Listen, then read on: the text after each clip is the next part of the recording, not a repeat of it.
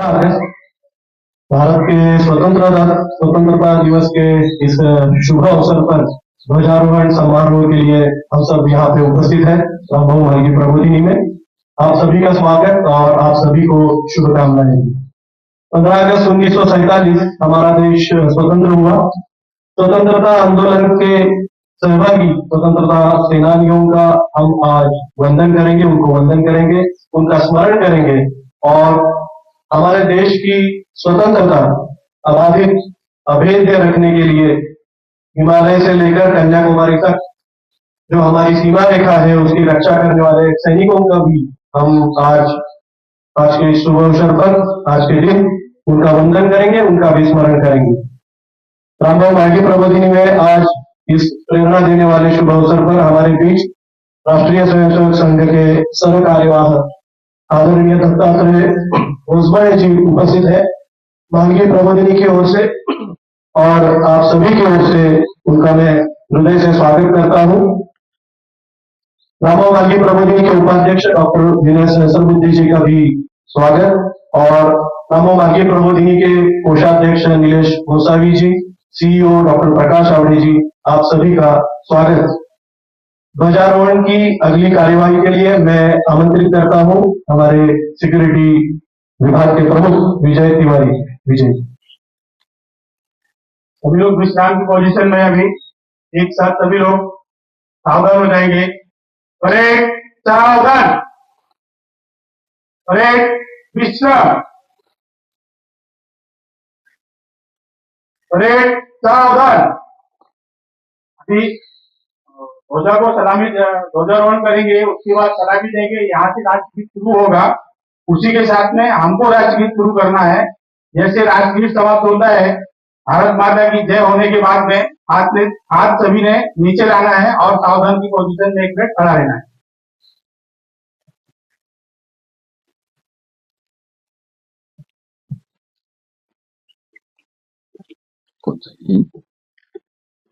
Yes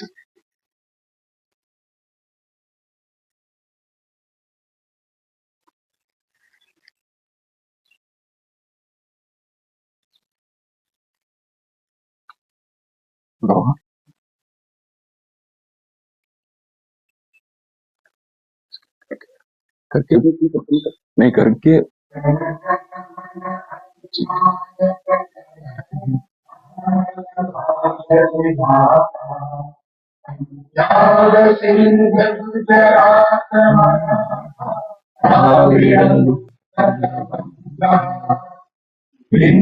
Himachal Yamuna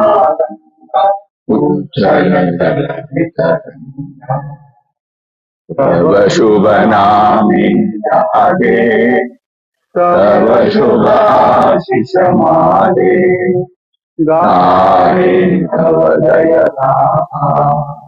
Jana Gana मंगल नायक जय भारत भाग्य विधाता जय हे जय हे जय हे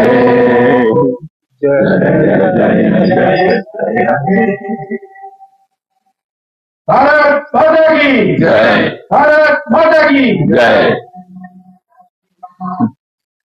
परेड विश्राम। धन्यवाद। मैं आदरणीय डॉक्टर विनय सहस्रबुद्धे जी से अनुरोध करता हूं कि आपको मार्गदर्शन।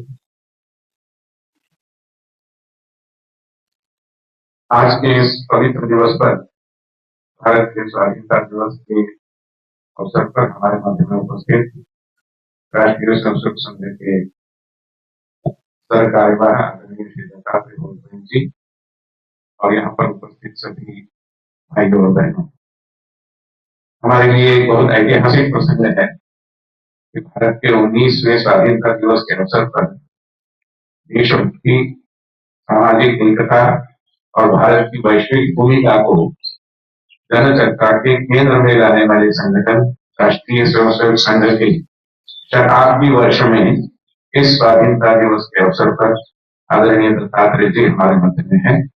मैं उनका और आप सभी का दिल की गहराइयों से स्वागत करता हूँ और उनसे अनुरोध करता हूँ कि वे हमें मार्गदर्शन करें।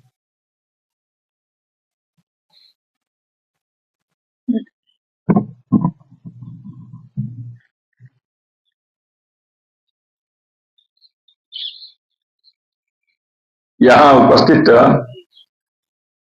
सभी अपने मित्र, बंधु, भगिनी, आप सभी का और समस्त राष्ट्र का आज हार्दिक अभिनंदन। हम आज 79 79 वर्ष के भारत के स्वाधीनता दिवस हर्षोल्लास से मना रहे हैं। आज के इस शुभ पर्व पर समस्त देशवासियों का मैं अभिनंदन भी करता हूं, सभी को शुभकामनाएं प्रकट करता हूं। भारत के स्वातंत्र्य यह केवल एक देश के मुक्ति के दिन मात्र नहीं रहा।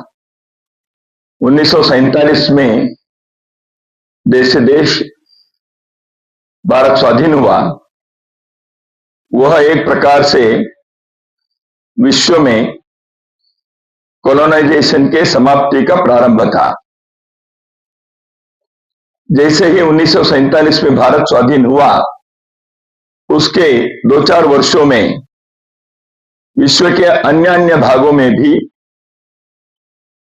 वहां के राष्ट्र स्वतंत्र हो गए, जन स्वाधीन हो गए और एक दृष्टि से औपनिवेशिकवाद की समाप्ति उससे प्रारंभ हो गया था। इसलिए भारत के स्वातंत्र्य इन समस्त देशों के लिए भी एक हर्ष का द्वार खोल दिया था। पिछले लगभग 80 वर्षों के इस कालखंड में भारत ने कई प्रकार के चढ़ाव उतार देखते आए हैं,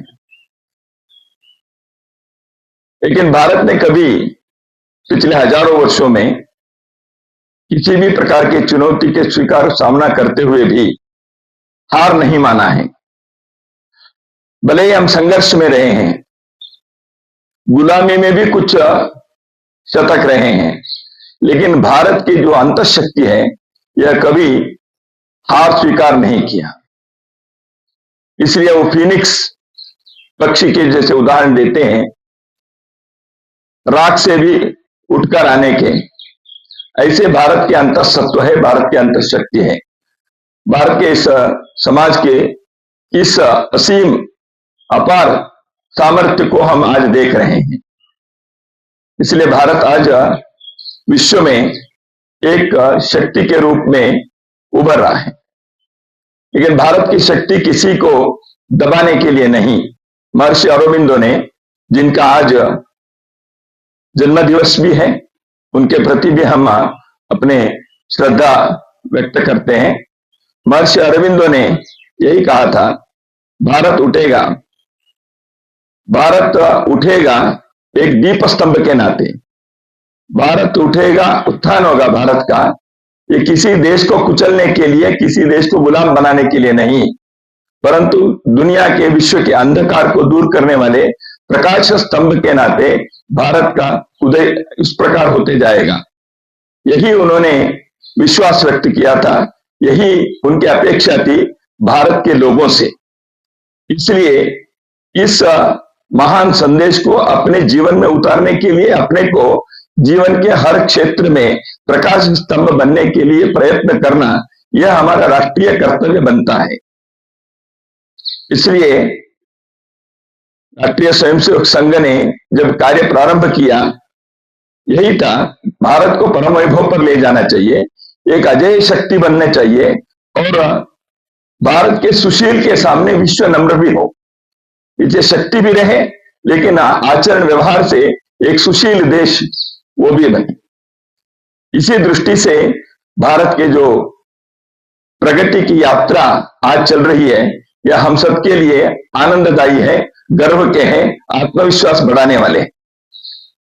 एक प्रकार की चुनौती है, भारत को बड़ा बनाने के लिए दुनिया के सभी लोग बहुत मित्रता से व्यवहार करते, ऐसे नहीं है। मित्र को हमको कमाना पड़ता है, मित्रता हमें कमानी पड़ती है, लेकिन दुनिया के कई शक्तियां आज भारत की प्रगति को देखकर आनंदित ही होते हैं, ऐसे नहीं है। आनंदित होने वाले लोग भी हैं, क्योंकि उनको विश्वास आता है भारत उठेगा तो हमारे भलाई भी होगी। लेकिन कुछ शक्तियां ऐसे भी होती हैं जो भारत को दबाने कुचलने के लिए प्रयत्न भी करते हैं। तो इसलिए अपने को इस अवसर का पूर्ण लाभ लेना चाहिए, चुनौती को भी स्वीकार करना चाहिए और जो अपने सामर्थ्य है, क्षमता है, उसका पूर्ण रूप से विकसित करते हुए विश्व के सामने एक आदर्श राष्ट्र के सामने खड़े होने का एक अवसर हमारे जीवन में आज आया है। इसको हम पूर्ण करें। और किसी भी स्वातंत्र जो है, इसमें एक बात निहित है, वो है eternal vigilance is the price of liberty. स्वातंत्र के लिए, स्वाधीनता के लिए कीमत चुकानी पड़ती है। वो कीमत क्या है? निरंतर जागृति, इटर्नल विजिलेंस। इसलिए वो निरंतर जागृति भी अपने को रखनी चाहिए, सावधानी से काम लेनी चाहिए, जागृति रखनी चाहिए। भारत में सब प्रकार के क्षमता के साथ साथ इस प्रकार के जागृति भी, सुशील भी, मित्रता के हृदय विशालता भी अपने देश के लोगों में भरपूर भरने से ही, वो विकसित होने से ही हम विश्व के सामने एक विश्व वंद्य राष्ट्र के रूप में खड़े हो सकते हैं। और उस दिशा में अपने को निरंतर प्रयत्न करना, अहर्निशी प्रयत्न करना यह आवश्यक है।